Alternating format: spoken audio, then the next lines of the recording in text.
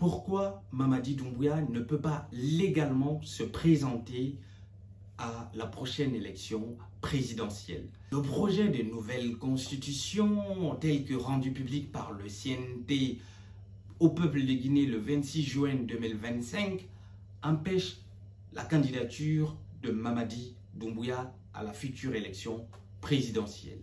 Je vous explique pourquoi dans cette vidéo. Jusqu'ici, les débats se sont concentrés sur la durée du mandat qui est passée de 5 à 7 ans, l'immunité du président de la République ou encore le privilège des anciens chefs d'État. Mais un article clé est passé sous silence. Et pourtant, cet article pourrait définitivement mettre un terme aux ambitions des candidatures du président de la transition.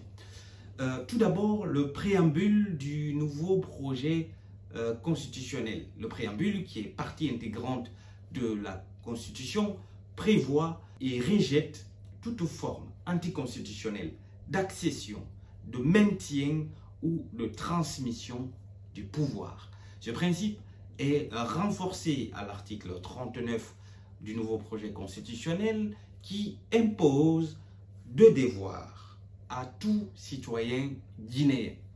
Le premier, c'est le devoir de loyauté envers la patrie.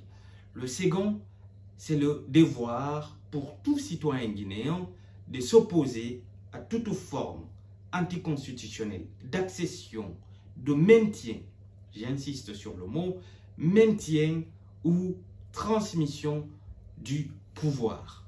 Sur la loyauté, c'est la fidélité à sa parole donnée, le dévouement au respect de ses engagements.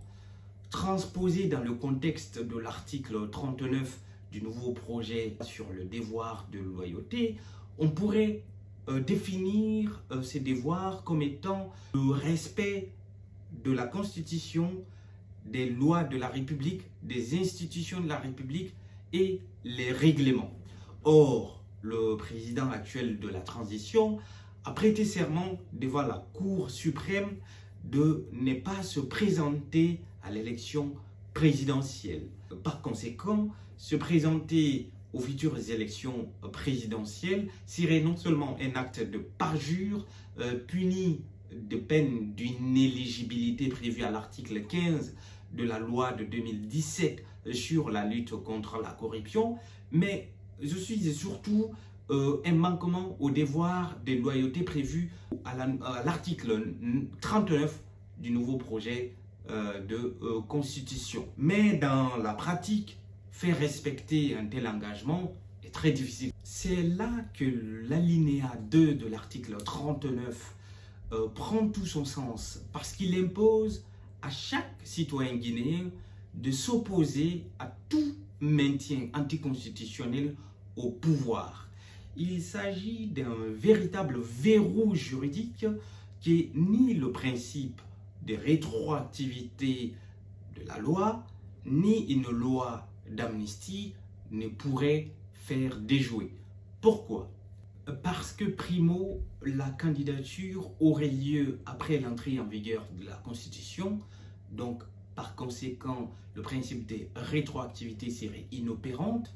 Secondo, une loi d'amnistie ne s'applique que pour des faits commis et déjà jugés, et pas pour des faits, des actes futurs.